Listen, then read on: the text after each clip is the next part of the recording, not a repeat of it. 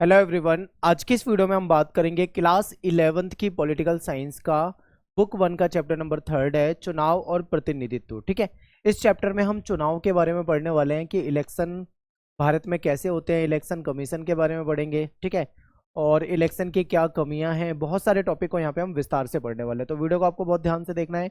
और ये वीडियो जो है आपके जो सीबीएसई का लेटेस्ट सिलेबस है 2025-26 का, उसके अकॉर्डिंग कराने वाला हूँ, तो बहुत ध्यान से आपको देखना है।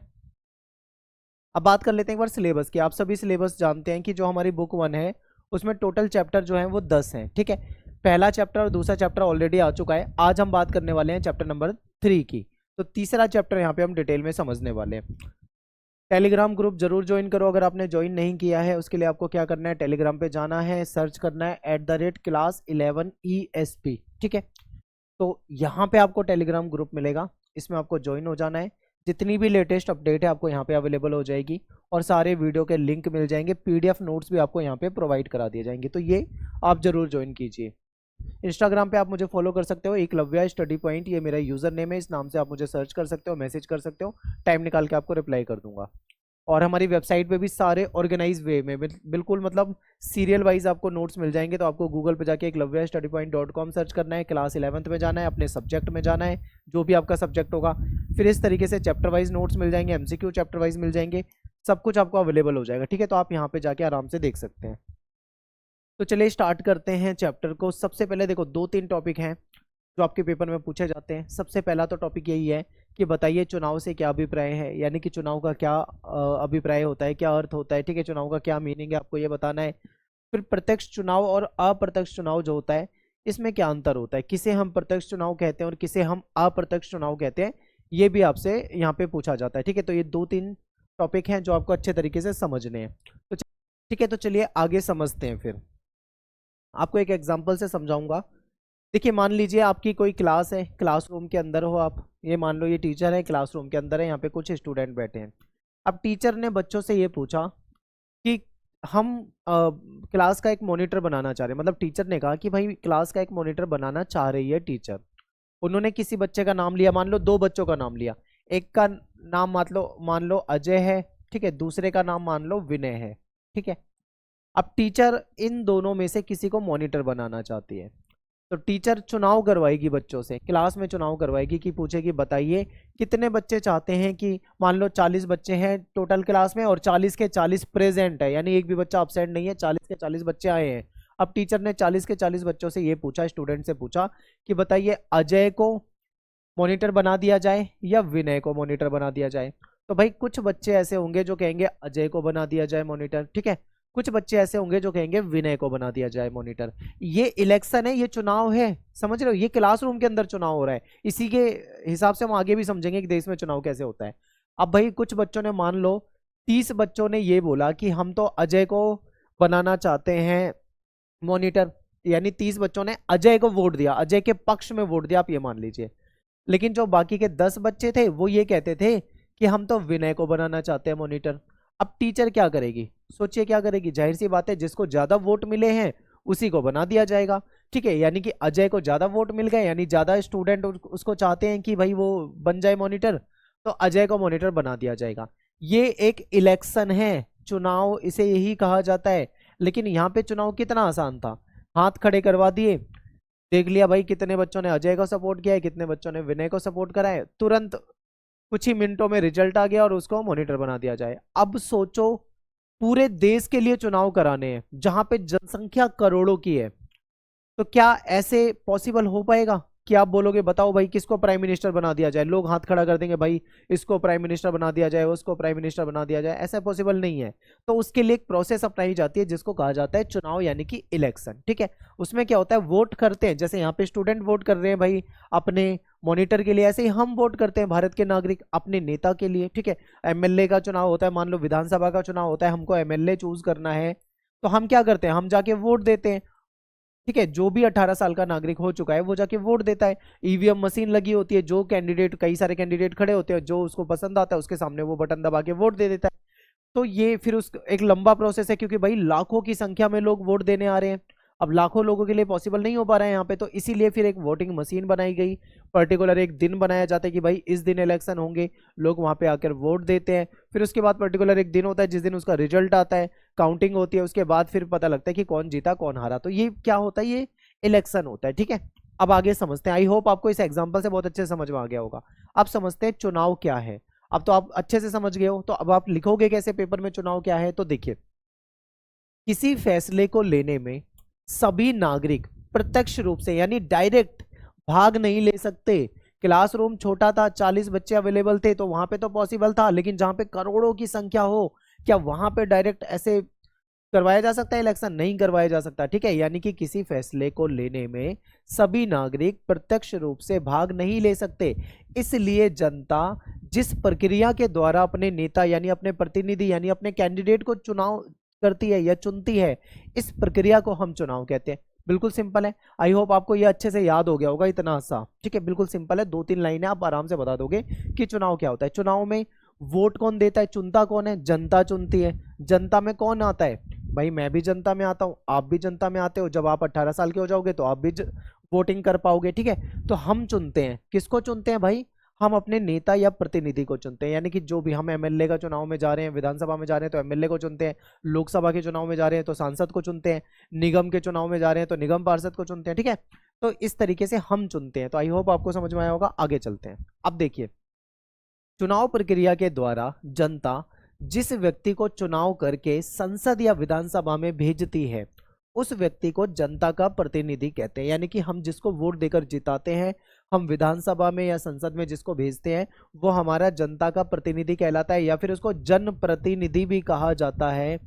ठीक है, जनप्रतिनिधि भी कहा जाता है उसको, और क्या कहा जा सकता है उसको नेता भी कहा जाता है भाई। ठीक है, आगे देखते हैं। यह नेता जो जनता द्वारा चुनकर संसद जाते हैं, ये जनता का प्रतिनिधित्व करते हैं और जनता के कल्याण के लिए नीतियों का निर्माण करते हैं। देश के लिए ये लोग क्या करते हैं, कानून भी बनाते हैं। ठीक है, यानी कि ये जो नेता होते हैं जो हमारे द्वारा चुनकर संसद में जाते हैं, ये जनता का प्रतिनिधित्व करते हैं, जनता के कल्याण के लिए पॉलिसी भी बनाते हैं और देश के लिए कानून भी बनाते हैं। तो ये सारी चीजें हम पहले से जानते हैं। ठीक है, आई होप बहुत आसान लग रहा होगा। आगे चलते हैं।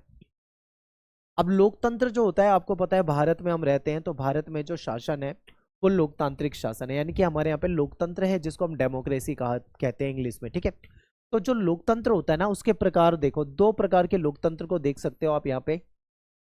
पहले नंबर पे आपको दिखाई दे रहा है प्रत्यक्ष लोकतंत्र और दूसरे नंबर पे आपको दिखाई दे रहा है अप्रत्यक्ष लोकतंत्र। प्रत्यक्ष का मतलब होता है डायरेक्ट और अप्रत्यक्ष का मतलब होता है इनडायरेक्ट। ठीक है, अब इसको समझते हैं कि भाई प्रत्यक्ष लोकतंत्र और अप्रत्यक्ष लोकतंत्र में आखिर डिफरेंस क्या होता है, उसमें अंतर क्या होता है। ठीक है, तो देखते हैं। देखिए, प्रत्यक्ष लोकतंत्र में जनता जो होती है, जो हमारी जनता है, वो रोजमर्रा के फैसले और सरकार चलाने में सीधा भाग लेती है। यानी प्रत्यक्ष लोकतंत्र में जो डेली लाइफ के जो फैसले लेने हैं सरकार के द्वारा, उसमें जनता सीधा भाग लेगी, डायरेक्ट। मैंने कहा था ना प्रत्यक्ष का मतलब डायरेक्ट होता है, यहाँ पे डायरेक्ट भाग लेगी। प्राचीन यूनान का जो स्थानीय सरकारें होती थी, प्राचीन यूनान में खास तौर पे जो ग्राम सभा होती थी या जो वहाँ पे प्रत्यक्ष प्रजातंत्र होती थी, वो इसका अच्छा एग्जाम्पल है। वहाँ पे ऐसा ही होता था। देखिए क्या होता था वहाँ पे कुछ जनसंख्या भी कमी होती थी, जो लोग होते थे उनको सामने बिठा दिया जाता था, उनसे पूछ लिया जाता था कि भाई हम ये काम करने वाले हैं, कितने लोग इसका सपोर्ट करते हैं, हाथ खड़ा कर दें, कितने लोग इसका सपोर्ट नहीं करते, वो अपना हाथ ना खड़ा करें। ठीक है, इस तरीके से तो वहीं के वहीं क्या हो जाता था, चुनाव हो जाता था। तो ये छोटी जनसंख्या में, छोटी जगह पे, जहाँ पे गिनती के लोग हो, वहां पे पॉसिबल है, लेकिन करोड़ों की जनसंख्या वाली जगह पे ये पॉसिबल नहीं होता। ठीक है, तो इसे कहा जाता था प्रत्यक्ष लोकतंत्र। लेकिन अब अप्रत्यक्ष लोकतंत्र क्या होता है भाई, इनडायरेक्ट। यानी जब लाखों और करोड़ों लोगों की को फैसला लेना हो, तो प्रत्यक्ष लोकतंत्र को व्यवहार में नहीं लाया जा सकता। यानी जब लाखों करोड़ों लोगों की संख्या आ जाए सामने, तब ये पॉसिबल नहीं है कि आप उससे बोल दो भाई बता क्या फैसला लिया जाए, नहीं हो पाएगा पॉसिबल। करोड़ों लोगों से थोड़ी आप पूछ लोगे। इसलिए जनता के शासन का मतलब है यहाँ पे जनता के प्रतिनिधियों के द्वारा शासन चलाना। ठीक है, यानी जनता के शासन का मतलब है जनता के प्रतिनिधियों के द्वारा शासन चलाना। अब इसको भी समझ लो, बहुत आसान है। मान लो ये जनता है, ठीक है, ये मान लो 20,000 लोग हैं। इन 20,000 लोगों ने वोट देकर किसी व्यक्ति को जिता दिया। ठीक है, ये हमारे नेताजी हैं जो वोट लेकर यहां से जीत गए। अब ये जनता ने जिताया है ना, तो ये जनता के प्रतिनिधि हो गए हैं भाई। अब ये जनता के लिए काम करेंगे, क्योंकि भाई जनता की जिम्मेदारी थी उनको जिताना। अब इनकी जिम्मेदारी है कि जिस जनता ने उनको जिताया है, जो उसका क्षेत्र है, उस क्षेत्र में विकास करना, उनके लिए काम करना। तो इसी को यहाँ पे बताया जा रहा है आपसे कि सामान्यता क्या होती है कि जनता के प्रतिनिधि के द्वारा चलने वाला शासन, यानी जनता के प्रतिनिधि जो अब शासन चलाएंगे उसको एक तरह से हम जनता का ही शासन मान लेंगे। ठीक है, लोकतंत्र में ऐसा ही होता है। आगे चलते हैं, अब बात करते हैं चुनाव आयोग की, यानी कि election commission of India, Bharat का चुनाव आयोग, जिसको निर्वाचन आयोग भी कहते हैं। अब चुनाव चुनाव तो हमने समझ लिया। अब ये चुनाव कराने की जिम्मेदारी किसकी होती है? वो कराता है चुनाव आयोग, यानी इसके लिए एक अलग से आयोग बनाया गया जिसको कहा गया चुनाव आयोग। इसकी जिम्मेदारी होती है, इसकी रिस्पॉन्सिबिलिटी होती है कि ये देश में चुनाव करवाएगी। ठीक है, चुनाव करवाने का काम इसका है, वोटर लिस्ट बनाने का काम इसका है, सीमांकन करने का काम इसका है। ठीक है, कैंडिडेट को वैध या अवैध घोषित करने का जो अधिकार होता है वो चुनाव आयोग का है। फिर चुनाव की जो मतगणना होती है, यानी वोटिंग की जो काउंटिंग होती है, उसकी जिम्मेदारी इसकी है। तो ये सारे काम चुनाव आयोग के होते हैं। तो चलिए समझते हैं चुनाव आयोग के बारे में। तो देखिए, भारत में चुनाव करने के लिए, चुनाव कराने के लिए सॉरी, क्या है, एक आयोग है जिसको क्या कहा जाता है? चुनाव आयोग कहा जाता है। ठीक है, यानी भारत में जो इलेक्शन कराए जाते हैं उसके लिए एक आयोग बनाया गया है जिसको चुनाव आयोग कहा जाता है। भारत के संविधान का जो आर्टिकल 324 है, यहाँ पे निर्वाचन आयोग का वर्णन है। ठीक है, यानी हमारा जो भारत का संविधान है उसमें जो आर्टिकल 324 है, इसमें निर्वाचन आयोग का वर्णन है। निर्वाचन आयोग चुनाव आयोग को ही कहते हैं, इलेक्शन कमीशन भी कहते हैं। कंफ्यूज मत होना, कहीं निर्वाचन आयोग और चुनाव आयोग लिखा हो तो आप कंफ्यूज हो जाओ, एक ही चीज है। ठीक है, यानी हमारे आर्टिकल 324 में इसके बारे में वर्णन किया गया है। फिर भारत का जो निर्वाचन आयोग है, यानी कि हमारा जो चुनाव आयोग है, इसकी मदद करने के लिए हर राज्य में एक मुख्य निर्वाचन अधिकारी भी होता है। हर स्टेट में एक मुख्य निर्वाचन अधिकारी होता है। और निर्वाचन आयोग जो होता है वो स्थानीय निकायों के चुनाव कराने के लिए जिम्मेदार नहीं होता। बहुत इंपॉर्टेंट है, जो स्थानीय निकाय के चुनाव होते हैं, जैसे मान लो लोकल इलेक्शन होते हैं, जैसे पंचायत वगैरह के चुनाव होते हैं, ग्राम पंचायत वगैरह के चुनाव हो गए, या निगम वगैरह के चुनाव हो गए, नगर पालिका टाइप के। ठीक है, तो ऐसे में उसके लिए एक अलग से आयोग है। इसके लिए क्या होता है, राज्यों में राज्य निर्वाचन आयुक्त होते हैं जो निर्वाचन आयोग से अलग होकर काम करते हैं। ठीक है, तो इस तरीके से ये है जो कि हमें समझना है। भारत का जो चुनाव आयोग है वो बिना किसी डर के, बिना किसी दबाव के काम करता है। एक स्वतंत्र संस्था है। ठीक है, किसी का दबाव नहीं है। चुनाव आयोग में 3 सदस्य जो होते हैं वो निर्वाचन आयुक्त होते हैं। एक होता है मुख्य निर्वाचन आयुक्त और 2 होते हैं उसके साथी। ठीक है, जो निर्वाचन आयुक्त कहलाते हैं। यानी एक होता है मुख्य जो मेन होता है, उसके अलावा 2 और होते हैं। पहले चुनाव आयुक्त कौन थे, ये आपके पेपर में बहुत ज्यादा पूछा जाता है, ये एमसीक्यू में पूछा जाता है कि जो पहले चुनाव आयुक्त कौन थे, वो सुकुमार सेन थे। ठीक है, इंपॉर्टेंट है, पूछा जा सकता है, बहुत इंपॉर्टेंट है। ठीक है, तो ये प्रथम चुनाव आयुक्त पूछा जा सकता है पेपर में।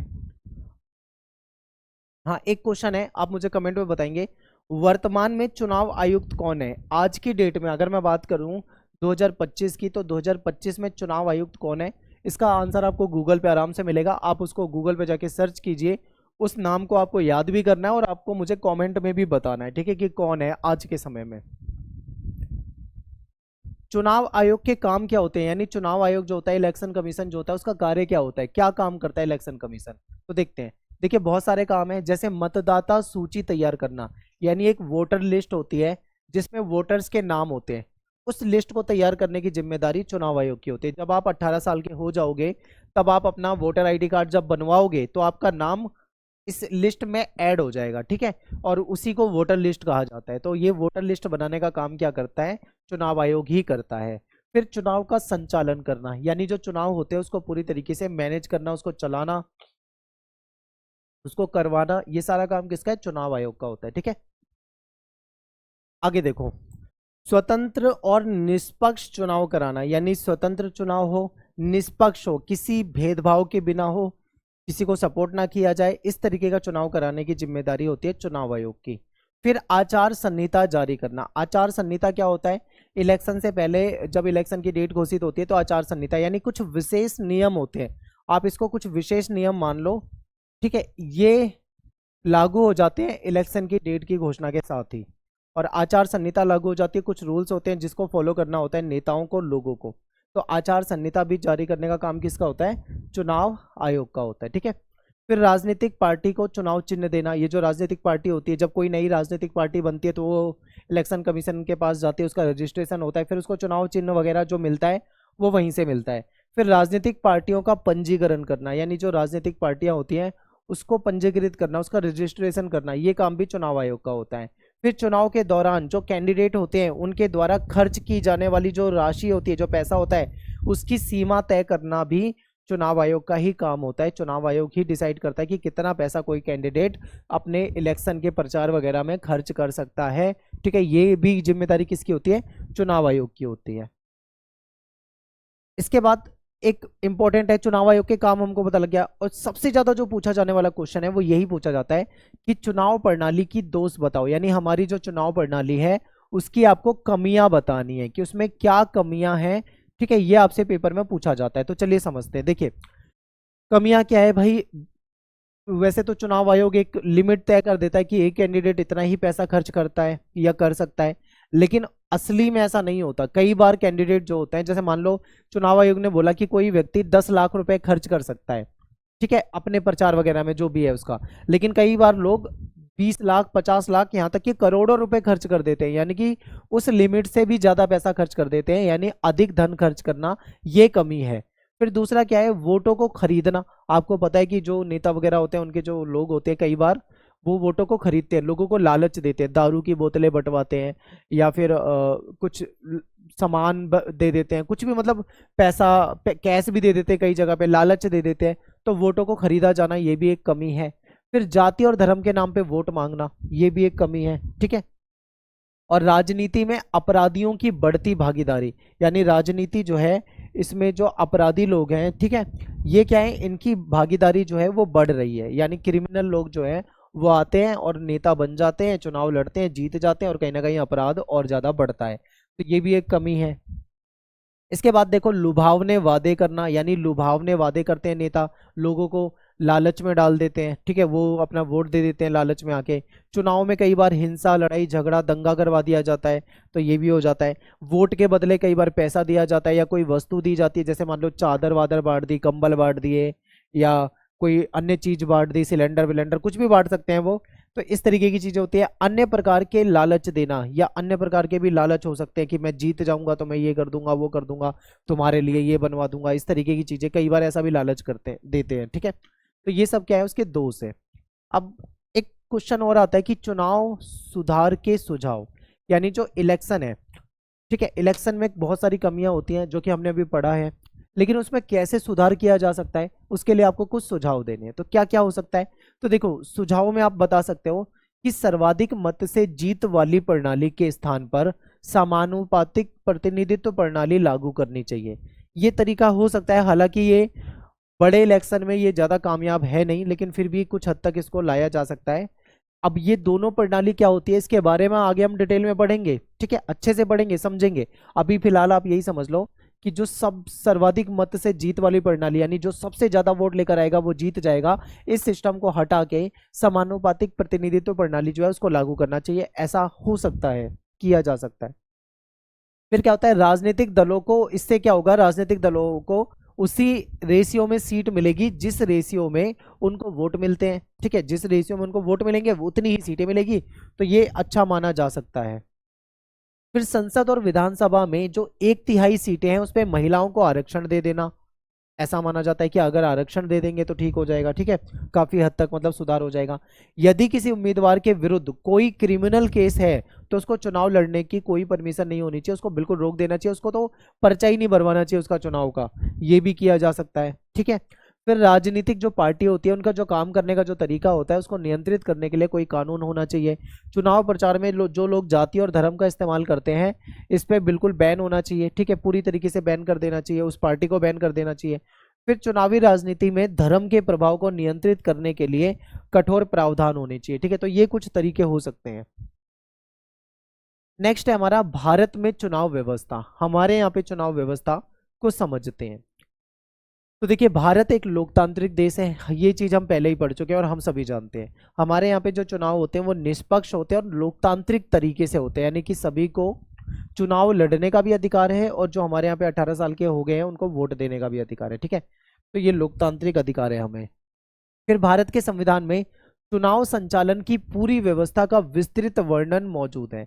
यानी हमारा संविधान बताता है कि किस प्रकार से हमारे यहाँ पे इलेक्शन होंगे, किस प्रकार से चुनाव का संचालन होगा, पूरी व्यवस्था जो है हमारे संविधान में डिटेल में मिल जाती है। ठीक है, नेक्स्ट पॉइंट देखते हैं। फिर भारत में चुनाव कराने के लिए जो हमारे इलेक्शन कमीशन होता है वो एक स्वतंत्र संस्था के रूप में, उस पर कोई दबाव नहीं डाल सकता। कोई राजनीतिक पार्टी दबाव डाल के अपने पक्ष में वोटिंग करवा ले या कुछ धांधली कर दे, ऐसा पॉसिबल नहीं है क्योंकि ये स्वतंत्र संस्था है। ठीक है, ये आपको समझना है।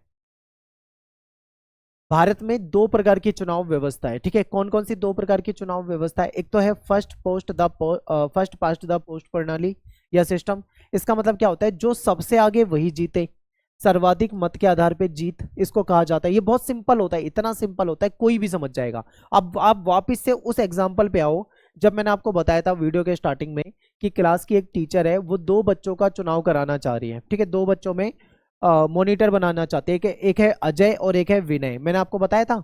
फिर मैंने आपको बताया था क्लास में टोटल 40 स्टूडेंट हैं और सारे के सारे उस दिन आए हुए हैं। अजय को 30 लोग बच्चे वोट देते हैं, इसको 10 बच्चे वोट देते हैं यानी सपोर्ट करते हैं।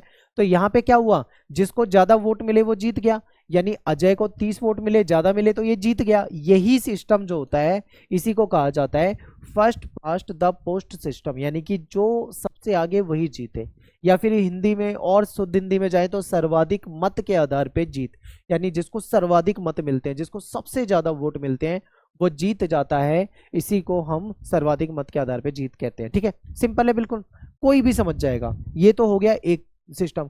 दूसरा सिस्टम कौन सा है हमारे यहाँ पे जिससे वोटिंग होती है? वो होता है एकल संक्रमणीय मत प्रणाली। ठीक है, ये थोड़ा मुश्किल, थोड़ा नहीं बहुत मुश्किल है, ये बिल्कुल डिफरेंट है। और ये लोकल जो हमारे चुनाव होते हैं उसमें नहीं होता। जैसे मान लो हमारे जो निगम के चुनाव होते हैं, या हमारी जो ग्राम पंचायत के चुनाव होते हैं, या पंचायत के चुनाव होते हैं, नगर पालिका के चुनाव होते हैं, विधानसभा के चुनाव होते हैं, लोकसभा के चुनाव होते हैं, इसमें ये सिस्टम नहीं अपनाया जाता है। ये इन सारे चुनाव में कौन सा सिस्टम अपनाया जाता है? यही वाला सर्वाधिक मत के आधार पे जीत प्रणाली। अब एकल संक्रमणीय मत प्रणाली, इसका इस्तेमाल कहाँ पे होता है? आपके मन में क्वेश्चन आएगा। तो आपने राज्यसभा, लोकसभा में तो वो होता है, राज्यसभा के जो चुनाव होते हैं उसमें इसको इस्तेमाल किया जाता है, या जो प्रेसिडेंट के इलेक्शन होते हैं यानी हमारे जो राष्ट्रपति के चुनाव होते हैं उसमें इस वाले सिस्टम को अप्लाई किया जाता है। ठीक है, या विधान परिषद वगैरह के जो चुनाव होते हैं इसको समानुपातिक प्रतिनिधित्व प्रणाली भी कहा जाता है, ये भी आपको याद रखना है। तो अब इसको समझ लेते हैं। ये वाला तो देखो इसमें तो कुछ समझना ही नहीं है, इतना सिंपल है कि जिसको ज्यादा वोट मिलेंगे वो जीत जाएगा। ठीक है, देखते हैं फिर भी। यानी इस व्यवस्था में जिस कैंडिडेट को बाकी कैंडिडेटों से ज्यादा वोट मिल जाते हैं वो जीत जाता है, उसको विजयी घोषित कर दिया जाता है।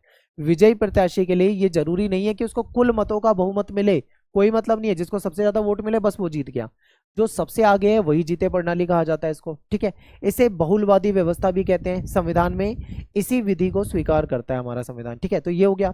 अब दूसरा वाला जो है ना वो टफ है, उसको भी हमें समझना है। अभी देख लो ये कहाँ कहाँ पे होता है, हमारे विधानसभा के चुनाव में, लोकसभा के चुनाव में, या जो हमारे जो लोकल लेवल के चुनाव होते हैं। ठीक है, जैसे हमारे निगम के चुनाव हो जाते हैं, नगर पालिका वगैरह के।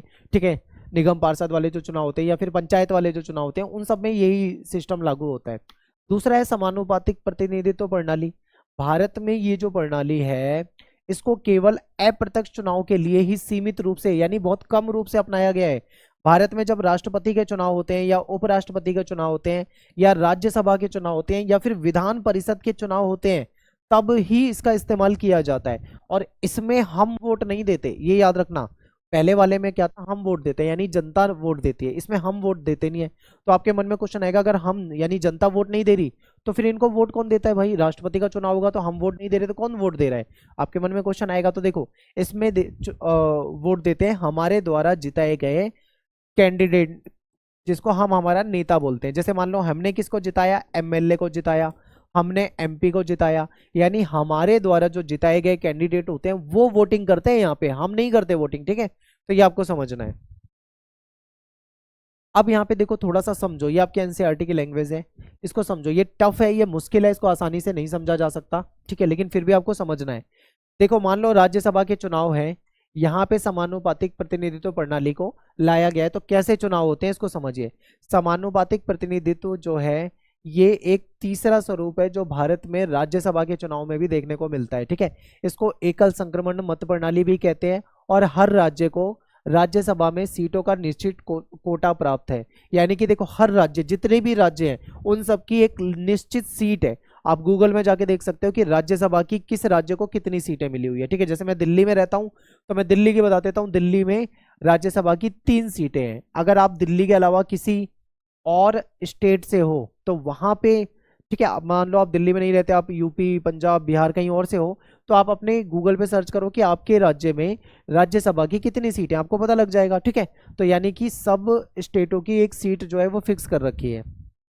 और राज्यों की विधानसभा के सदस्य, यानी कि राज्यों की विधानसभा कौन सदस्य कौन होते हैं, एमएलए, जिसको हम वोट देके जिताते हैं, के द्वारा इन सीटों के लिए चुनाव किया जाता है। यानी हमारे द्वारा जिताए गए जो एमएलए वगैरह हैं वो इसके लिए क्या करते हैं, वोट करते हैं। इससे राज्य के, इसमें राज्य के विधायक ही मतदाता होते हैं, हम वोट नहीं देंगे। मैंने आपको स्टार्टिंग में बताया था, हमारे द्वारा जिताए गए जो एमएलए वगैरह हैं वो इसमें वोट देते हैं। मतदाता चुनाव में खड़े प्रत्याशी सभी प्रत्याशियों को अपनी पसंद के अनुसार एक वरीयता क्रम में मत देता है। जीतने के लिए किसी प्रत्याशी को मतों का एक कोटा प्राप्त करना पड़ता है जो निम्नलिखित फॉर्मूले से तय होता है। यानी ये फॉर्मूला होता है, इस फॉर्मूले को अपनाया जाता है, फिर जाके वोटिंग होती है, उस हिसाब से जीत हार जो भी है वो होती है। ठीक है, अब मान लो कि चुनाव हो रहा है इस वाले सिस्टम से, तो 4 कैंडिडेट है, मान लो एक का नाम है अजय, एक का नाम है बी, मान लो एक का नाम ए है, एक का नाम बी है, एक का नाम है सी है, एक का नाम है डी है। ठीक है, ये 4 नाम वाले कैंडिडेट हैं। अब हमको तो वोट देना नहीं है भाई, क्योंकि इसमें तो वोट कौन देगा, इसमें वोट देंगे हमारे द्वारा जिताए गए एमएलए। तो देखो, अब हमारे एमएलए जो वोट देंगे, अब नॉर्मली क्या होता है, जो पुराना सिस्टम होता है, जो first past the post system है, उसमें क्या होता है, 4 कैंडिडेट है तो हम एक को ही वोट दे पाते हैं, हम जहां पे वोट देते हैं। लेकिन इनके पास वोट होता है, ये चारों को वोट दे सकते हैं। यानी कि इनसे पूछा जाएगा कि आपकी प्रेफरेंस कौन सी, आप सबसे फर्स्ट प्रेफरेंस किसको जानते हो। जैसे मान लो कोई एमएलए है, वो चाहता है कि इसको पहली प्रेफरेंस दे, यानी ए बने, इसको दूसरे नंबर पे चाहता है, इसको तीसरे नंबर पे चाहता है, इसको चौथे नंबर पे चाहता है। तो इस तरीके से उसने वोट कर दिया। फिर दूसरा एमएलए है, वो चाहता है ए को पसंद नहीं करता तो उसको चौथे नंबर पे रख देगा, बी को पसंद करता है तो उसको पहले नंबर पे रख देगा। ठीक है, इसको दूसरे, इसको तीसरे, फिर हो सकता है कोई इसको पहले नंबर पे रख दे, इसको चौथे नंबर पे रख दे, इसको तीसरे या दूसरे, इस तरीके से करके सब अपनी वरीयता के हिसाब से, मतलब जो कैंडिडेट है इनको वोट दे देते हैं। फिर ये देखा जाता है कि फर्स्ट प्रेफरेंस ज्यादातर किस कैंडिडेट को मिल रही है। ठीक है, आगे देखो, ये तो फॉर्मूला हो गया। अब देखो, एग्जाम्पल है राजस्थान का, मान लो 200 विधायक हैं, उनको राज्यसभा के लिए 4 कैंडिडेट जो है वो जिताने हैं, यानी चुनने हैं। तो विजय उम्मीदवार के लिए फॉर्मूला लगा देंगे। कुल मतदान कितने, 200 कैंडिडेट है कितने चाहिए, 4 चाहिए, +1 होता है। ठीक है, +1 ये फॉर्मूला होता है। तो 205 हो जाएगा, +1 हो जाएगा, और यहाँ पे 40 + 1 यानी 41 वोट चाहिए होंगे टोटल, इस फॉर्मूला के अकॉर्डिंग, जैसा कि यहाँ पे दिखा रखा है।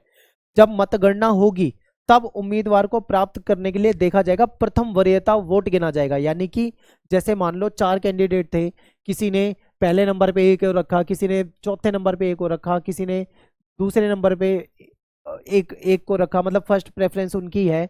तो कहने का मतलब है, सबसे पहले ये देखा जाएगा फर्स्ट प्रेफरेंस सबसे ज्यादा किसको दी गई है। ए बी सी डी चारों कैंडिडेट में से मान लो ए को सबसे ज्यादा लोगों ने पहले नंबर पे रखना पसंद किया है। ठीक है, तो इस तरीके से देखा जाएगा। तो यहाँ पे क्या होगा, प्रथम वरीयता वाले वोटों को गिना जाएगा। प्रथम वरीयता वोटों की गणना के बाद जब गिन लिए जाएंगे, यदि प्रत्याशियों के वांछित संख्या वोटों का, उसको मतलब जितने वोट चाहिए, यानी जैसे कि यहाँ पे 41 वोट चाहिए, अगर उसको 41 वोट मिल जाते हैं तो फिर तो वो जीत जाएगा। मान लो अगर उसको 41 वोट नहीं मिलते तो दोबारा से मतगणना की जाएगी। ऐसे में उस कैंडिडेट को मतगणना से निकाल दिया जाता है जिसे प्रथम वरीयता वाले सबसे कम वोट मिले हैं। मान लो कि डी है, इसको कोई पसंद नहीं कर रहा, इसको कोई भी पहले नंबर पे नहीं रख रहा, तो ये तो वैसे ही हार जाएगा। अब बच रहे हैं इसके अलावा 3 कैंडिडेट। ठीक है, तो उसके वोटों को अन्य प्रत्याशियों में बांट दिए जाएंगे, इसके जो वोट थे वो दूसरे कैंडिडेट को चले जाएंगे। ऐसा करने में प्रत्येक मत पत्र पर एक अंकित द्वितीय वरीयता वाले प्रत्याशी को वह मत हस्तांतरित हो जाएगा। जो दूसरी वरीयता वाला जो प्रत्याशी है, कैंडिडेट है, उसको वो वोट चला जाएगा। इस प्रक्रिया को तब तक हम जारी रखेंगे जब तक वांछित संख्या, यानी कि जो हमें जितनी संख्या चाहिए उसके बराबर जब तक हमको नहीं मिल जाता, तब तक ऐसे गिनती चलती रहती है और एक को हटाया जाता रहता है, ठीक है। फिर एक टाइम ऐसा आता है, वैसे तो पहली बार दूसरी बार में ये हो जाता है, कैंडिडेट जीत जाता है। तो इस तरीके से ये वोटिंग होती है, जो कि बहुत टफ तरीका है, बहुत टफ तरीका है। भारत में ये कुछ जगह पे ही कामयाब है, राष्ट्रपति, राज्यसभा, लोकसभा, विधानसभा में ये चीज कामयाब नहीं है, वहां पे ये चीज नहीं कराई जा सकती, क्योंकि भारत की जनसंख्या बहुत ज्यादा है, वहां पे ये लेवल इस लेवल की वोटिंग नहीं हो सकती है, ठीक है। तो ये कहा जाता है। अब इन दोनों में अंतर क्या है भाई? बिल्कुल अंतर है। क्या अंतर है ये देखते हैं। सर्वाधिक मत के आधार पे जो जीत प्रणाली है बिल्कुल सिंपल है, यानी पूरे देश में छोटी छोटी भौगोलिक इकाइयों में बांट देते हैं, विधानसभा क्षेत्र, लोकसभा क्षेत्र, इस तरीके से पूरे देश को बांट दिया जाता है। इसमें क्या होता है, निर्वाचन क्षेत्र या जिला जो भी है उसको कहते हैं, हर क्षेत्र से केवल एक ही कैंडिडेट जीतता है। कैंडिडेट चुनाव में खड़े चाहे 10 हो जाए, 20 हो जाए, 50 हो जाए, लेकिन जीतेगा एक ही। और हर प्रत्याशी को वोट, मतदाता जो है अपने मतलब प्रत्याशी को वोट देता है, ठीक है। यानी मतदाता एक ही प्रत्याशी को वोट देगा। जैसे मैं हूं, अगर मैं कांग्रेस को वोट दे रहा हूं तो मैं कांग्रेस को ही दूंगा, या मैं बीजेपी को वोट दे रहा हूं तो मैं बीजेपी को ही दूंगा। मैं 2 बार 4 बार का मौका नहीं मिलता, यहाँ पे एक कैंडिडेट को ही वोट दिया जा सकता है। पार्टी को प्राप्त जो वोट है उसके अनुपात से अधिक सीटें मिले या कम सीटें मिले, ठीक है, कोई फर्क नहीं पड़ता है। विजयी उम्मीदवार को जरूरी नहीं है कि वो 50% +1 वोट लेकर आए, यानी बहुमत वाला सिस्टम हो, उससे कोई मतलब नहीं है। उसको जितने वोट मिल गए, अगर बाकी कैंडिडेट से एक वोट भी ज्यादा मिल रहा है तो वो जीता हुआ माना जाता है, ठीक है। यूके और भारत में ऐसा सिस्टम लागू होता है। तो ये तो हो गया, बिल्कुल सिंपल है, इसे कोई भी समझ सकता है, एकदम साधारण, एकदम आसान होता है। लेकिन ये जो होता है ये थोड़ा टफ होता है। ये किसी बड़े भौगोलिक क्षेत्र को एक निर्वाचन क्षेत्र मान लिया जाता है, यानी पूरे बड़े क्षेत्र को एक क्षेत्र मान लिया जाता है। इसमें कभी कभी पूरा का पूरा देश जो होता है उसको एक निर्वाचन क्षेत्र मान लिया जाता है, ठीक है। एक निर्वाचन क्षेत्र से कई सारे कैंडिडेट चुने जा सकते हैं, ये याद रखें। यहाँ पे एक कैंडिडेट चुना जा रहा था, यहाँ से कई सारे चुने जा सकते हैं। मतदाता यहाँ पे पार्टी को वोट देता है, जबकि यहाँ पे कैंडिडेट को ज्यादातर वोट दिया जाता है। हर पार्टी को प्राप्त मत के अनुपात में विधायिका जो होती है, विधायिका में सीटें हासिल होती है, यानी कि हर पार्टी को जिस आधार मतलब जितनी वोट मिल रहे हैं उसके आधार पे ही उसको सीटें मिलती हैं। जो जीता हुआ कैंडिडेट होता है उसको वोटों का बहुमत हासिल होता है यहाँ पे, ठीक है। एग्जाम्पल के लिए इजराइल, नीदरलैंड वगैरह में ये व्यवस्था होती है। तो ये हमें समझनी थी। भारत में सर्वाधिक वोट से जीत प्रणाली को क्यों लागू किया गया, ठीक है। तो देखिए, एकल संक्रमणीय मत प्रणाली की जो प्रोसेस है ये बहुत जटिल है, बहुत मुश्किल है, बहुत टफ है, इसको समझना बहुत मुश्किल है। ये किसी छोटे देश में लागू हो सकती है जहां की जनसंख्या कम हो, लेकिन भारत जैसा देश जहां की जनसंख्या करोड़ों में है, वहां पे ये सिस्टम लागू नहीं हो सकता, इसलिए हमारे यहाँ पे लागू नहीं किया गया, ठीक है। सर्वाधिक वोट से जीत प्रणाली जो है ये बहुत ज्यादा सफल है। क्यों सफल है? क्योंकि ये बहुत ज्यादा फेमस है, बहुत ज्यादा लोकप्रिय है, इसीलिए इतनी ज्यादा सफल है। इसमें क्या होता है, मतदाता जो होते हैं उनके लिए जिस भी राजनीति या चुनाव का, जिसको मान लो कोई मतदाता है उसको राजनीति का ज्ञान नहीं है, उसको चुनाव का ज्ञान नहीं है, तो भी वो इसको आराम से समझ लेता है, क्योंकि इसमें बिल्कुल सिंपल है। जो ज्यादा वोट पाएगा वो जीत जाएगा, जो नहीं पाएगा वो हार जाएगा, इतना सिंपल है। तो कोई अनपढ़ व्यक्ति जिसने कभी कुछ ना पढ़ा हो वो भी आराम से इसको समझ सकता है, ठीक है। इतना सिंपल ये होता है, इसीलिए भारत में ये अपनाया गया है। नेक्स्ट है हमारा निर्वाचन क्षेत्रों का आरक्षण, ठीक है। देखो, सर्वाधिक मत से जीत वाली प्रणाली में किसी निर्वाचन क्षेत्र में जिस उम्मीदवार को सबसे ज्यादा वोट मिल जाते हैं उसे ही विजयी घोषित कर दिया जाता है, ठीक है। यानी कि इसमें क्या होता है, जिस क्षेत्र में जिस कैंडिडेट को ज्यादा वोट मिल गए वो जीत जाएगा। तो इस तरीके से होता है। इससे छोटे छोटे जो सामाजिक समूह होते हैं उसका अहित हो जाता है। कभी कभी क्या होता है, इससे नुकसान हो जाता है जो छोटे समूह होते हैं जिसकी जनसंख्या ज्यादा नहीं होती, ठीक है। ये भारतीय सामाजिक परिवेश में और अधिक महत्वपूर्ण हो जाता है। हमारे यहाँ पे क्या है, जाति आधारित भेदभाव का पहले से इतिहास रहा है। जिस जाति के लोग ज्यादा हैं, जाहिर सी बात है उस जाति के लोग ज्यादा जीतेंगे, और जिसके संख्या में कम है उसका वो जीत ही नहीं पाएगा कैंडिडेट। हमारे यहाँ पे पहले से ऐसा जाति प्रथा तो रही है। तो इस तरीके से कभी कभी जो छोटे समूह होते हैं उसका नुकसान हो जाता है। ऐसी सामाजिक व्यवस्था में जो सर्वाधिक मत से जीत वाली प्रणाली है, इसका परिणाम ये होगा कि जो दबंग सामाजिक समूह हैं, जिसकी संख्या ज्यादा है, जो पैसे वाले हैं, जो ताकतवर हैं, ये जातियां हर जगह से जीत जाएंगी। और जो उत्पीड़ित समाज है, ठीक है, जिनका उत्पीड़न हो रहा है, जिनकी संख्या कम है, उनको प्रतिनिधित्व ही नहीं मिल पाएगा। इसलिए क्या किया गया था, आरक्षण का सिस्टम लगाया गया था, ठीक है। तो हमारे संविधान निर्माता इस कठिनाई को समझ रहे थे। ऐसे में दलित, उत्पीड़ित सामाजिक समूहों के लिए इन्होंने न्यायपूर्ण प्रतिनिधित्व सुनिश्चित करने के लिए इस आवश्यकता को वो समझ रहे थे कि भाई ऐसे तो जो दलित समुदाय है, जिनके साथ भेदभाव होता है, उनके साथ तो सही नहीं होगा। तो स्वतंत्रता के पहले भी इस विषय पे बहुत बहस हुई थी। ब्रिटिश सरकार ने पृथक निर्वाचिका मंडल की शुरुआत भी करी थी। इसका मतलब ये था कि किसी समुदाय के प्रतिनिधि जो होते हैं उसके चुनाव में केवल उसी समुदाय के लोग वोट डालेंगे, यानी मान लो कोई दलित कैंडिडेट खड़ा है तो दलित ही उसको वोट कर पाएगा। ऐसा सिस्टम अंग्रेज लेके आए थे, जो कि भारत में कहीं ना कहीं विभाजन कर रहा था। संविधान सभा के जो ज्यादातर सदस्य थे उसको इस पे शक था, इस वाली प्रणाली पे। उनका ये मानना था कि ये व्यवस्था जो है हमारे उद्देश्य को पूरा नहीं कर पाएगी, बल्कि कहीं ना कहीं भेदभाव और ज्यादा कर देगी है। इसलिए आरक्षित निर्वाचन क्षेत्रों की व्यवस्था को अपनाया गया, यानी कि कुछ क्षेत्रों को आरक्षण दे दिया गया। ठीक है, इस व्यवस्था के अंतर्गत किसी निर्वाचन क्षेत्र में सभी मतदाता वोट डाल सकेंगे, यानी सब वोट दे पाएंगे, लेकिन जो कैंडिडेट होगा वो केवल उसी समुदाय या सामाजिक वर्ग का होगा जिसके लिए वो सीट आरक्षित होगी। जैसे कि एग्जांपल मैं आपको देता हूं, एग्जाम्पल से आप समझ जाओगे। ठीक है, मान लो आपकी कोई सीट है, आप किस विधानसभा क्षेत्र में रहते हो, आप मुझे कमेंट में बताओ अपने विधानसभा का नाम। ठीक है, हो सकता है आपका विधानसभा महिला के लिए आरक्षण कर दिया जाए। तो इसका मतलब क्या है, महिला के लिए आरक्षित करने का मतलब है आपकी सीट से महिला ही खड़ी होगी, पुरुष खड़ा नहीं हो सकता। ठीक है, महिला ही वोट मतलब कैंडिडेट बनेगी। तो क्या होगा, जितने भी कैंडिडेट होंगी सारी लेडीज होगी। मान लो अगर वो सीट एससी में चली जाती है तो आपकी सीट से केवल एससी कैंडिडेट ही खड़ा हो सकता है, जनरल ओबीसी वगैरह नहीं खड़ा होगा वहां से। ठीक है, तो इसको आरक्षण व्यवस्था कहते हैं। इसमें वोट तो सभी दे सकते हैं। अब मान लो हमारी सीट से कोई एससी कैंडिडेट खड़ा हो गया तो जरूरी थोड़ी है एससी ही उसको वोट देंगे, उसको वोट कोई भी दे सकता है, लेकिन कैंडिडेट हमेशा एससी ही खड़ा होगा। अगर ओबीसी के लिए मान लो आरक्षित कर दी गई है आपकी सीट, तो वहां से ओबीसी कैंडिडेट ही चुनाव लड़ सकता है और कोई नहीं लड़ेगा। फीमेल के लिए कर दिया तो फीमेल ही लड़ेगी। तो इस तरीके से आरक्षण दिया गया है। ठीक है, ताकि भेदभाव ना हो। अब बात करते हैं अगले टॉपिक की, सार्वभौम वयस्क मताधिकार और चुनाव लड़ने का अधिकार। ठीक है, इसको देखते हैं।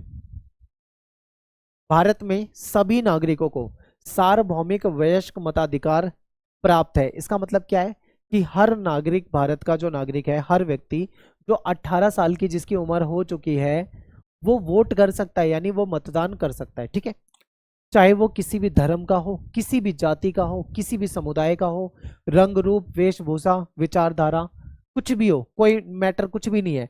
अगर वो 18 साल का है और भारत का नागरिक है तो वो वोट कर सकता है। ठीक है, 1989 यानी पहले ये जो उम्र होती थी 21 साल होती थी, आज के समय में 18 साल है वोट देने की एज, लेकिन 1989 से पहले तक इसकी एज 21 साल होती थी। बाद में इसको घटा दिया गया था और 18 साल कर दिया गया था। ठीक है, यानी 1989 में संविधान में संशोधन किया गया और उम्र को 21 साल से घटा के 18 साल कर दिया गया था। ठीक है, आगे चलते हैं। तो यहाँ पे अपना जो चैप्टर खत्म हो जाता है। आई होप आपको समझ में आया होगा, अच्छे तरीके से समझ में आया होगा। हो सकता है आपको एकल संक्रमणीय मत प्रणाली सिस्टम अच्छे से समझने में दिक्कत हो रही हो, तो आप उसको 2 बार 3 बार देखो, आपको अच्छे से समझ में आ जाएगा। वो थोड़ा मुश्किल टॉपिक है, बाकी आपको सारी चीजें बहुत डिटेल में अच्छे से समझ में आ गई होगी। ठीक है, तो मिलते हैं आपसे नेक्स्ट वीडियो में। Thanks for watching. जय हिंद, जय भारत।